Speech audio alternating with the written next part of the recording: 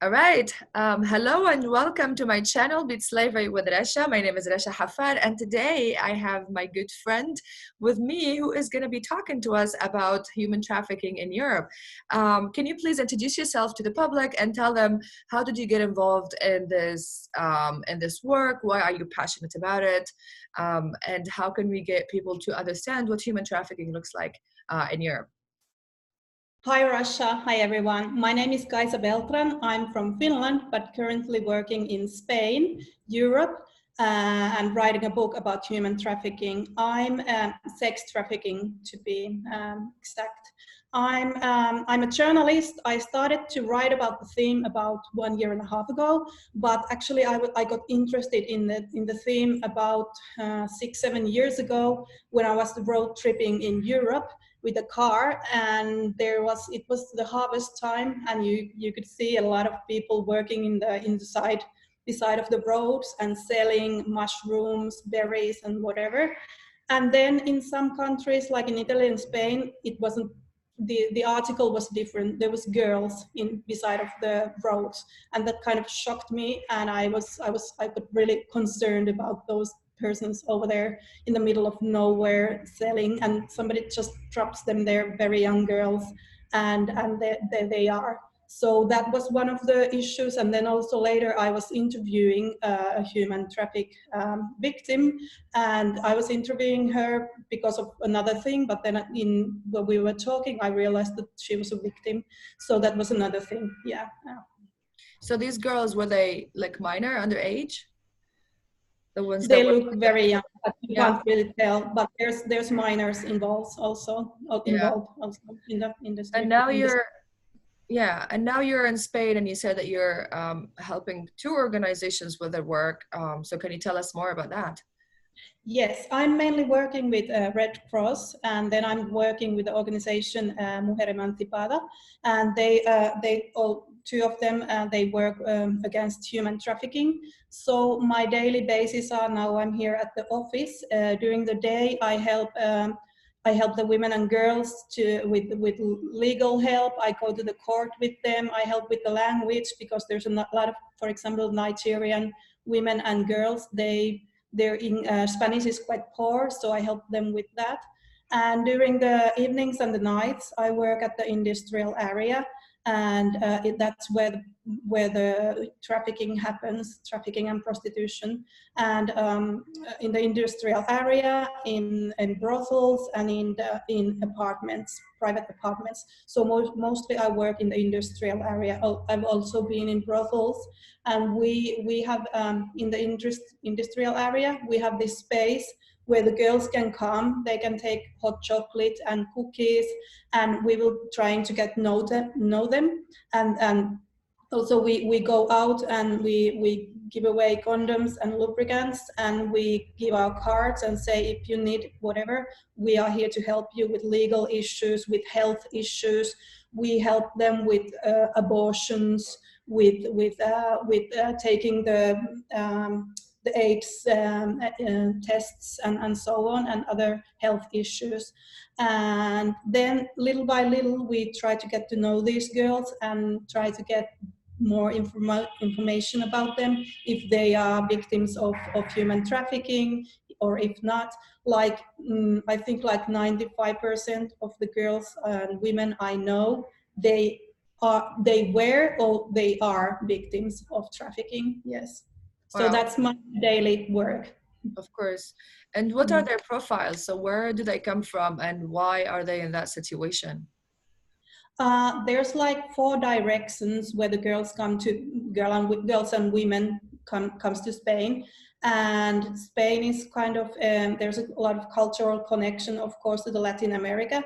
So there's a lot of women from Colombia, Venezuela, Honduras. And Venezuela, it's growing right now because of the ongoing crisis in Venezuela. Also Honduras, because there's so much violence, so the number of women from there is increasing. And then another direction is Eastern Europe, which is mostly Romania, also Bulgaria, Moldova, but I know mostly Romanian women. And then another direction is Asia, But with Asia, it's really the mafias that are bringing the girls are really closed, and even the police has driven problems to enter to that circle. Yeah. So if like I've talked with the Spanish investigators who, if they go to into a door of a Asian brothel in Spain and knock the door, nobody even opens the door because they don't look like Asians. So it's really closed circle and really hard to get into it. And then the fourth direction where the women come from is Africa, and in Africa mostly Nigeria. Nigeria, I think like 80–90% of the people we work with are from Nigeria, and it's really like strong direction. Yeah, mostly in Italy and Spain. Yeah. And what would you say would be the push factor that brings these girls to Spain? So you mentioned Venezuela and Honduras, the crisis and what's going on. So what does that mean? How can we translate that to someone who's watching us today? What people would be wondering, why are we talking about Honduras and Venezuela and what's going on, the instability or the situation? How does that affect people and the mobility towards moving to other countries? What is the push factor? Yeah, well, with Venezuela and Honduras, it's the violence, it's the crisis, and so on. With Nigeria, it's the extreme poverty, and also with Romania, you don't see that you have any other choice in your life. So these people are really like, they make, like, for example, the women and girls coming from Nigeria. Most of them came when they were 14, 15, 16. And they came with a false passport, and they crossed the Sahara, and they crossed all Africa by car, by walking, and it's extremely dangerous trip. After that, they come to Morocco or Libya. They are here already there. They are forced to sell sex. They've been raped several times during the trip, and then they cross the Mediterranean with rubber boats. So that, like, the push, it's something bigger than that. It's extremely dangerous trip, and they have this European dream, and they are promised to have work in as a hairdresser or as in restaurants and so on. And they really come because they believe that they have a better life here. Yeah. And then so that people, so it's kind of intertwined with smuggling, are you saying? So some of them that come from Africa are actually yeah. Okay, yeah, that's very interesting. And you mentioned to me that you also did some work in Nepal, where you saw some labor trafficking there. Do you want to tell me more about that? Yeah, I was like 1 year ago, less than 1 year ago, I was in Nepal. I was covering a story about Nepalese migrant workers fleeing to the Gulf countries and working with, for example, now in Qatar, Doha, they are building up the football scenery for the 2021 football. It's huge. All workers are from Nepal or some other poor countries, and the way they are treated in the Gulf countries, it's just like, it's terrible. And the other thing that Nepalese women, these are men, but then Nepalese women are going to work to the Gulf countries as house servants, and there's also a lot of trafficking going on there. Yeah, but I didn't cover that, but it's really interesting also. And what are the other forms of labor trafficking that you see in Europe? Well, there's, for example, here in Spain, southern Spain and southern Italy, they have the biggest greenhouse industry in Europe. Practically, Spain and Italy make all the cucumbers, the tomatoes for whole Europe. So there's a lot of trafficking in that field. Yeah. For example, how does that work? There's immigrant workers. Again, they come from Morocco, women coming from Morocco, and they come to these places, and as they've been laborally exploited, they are also sexually exploited. So it's kind of a mix there. And like, they come here to search for a better life. First, they come with a 3 months 3 months permission to come, but a lot of them stay, and then they just change the place, and they are very much being exploited with the salary, with everything, with the conditions they live and everything. Yeah. So what would you say to people who are watching us today? How do you want them to be involved in this movement?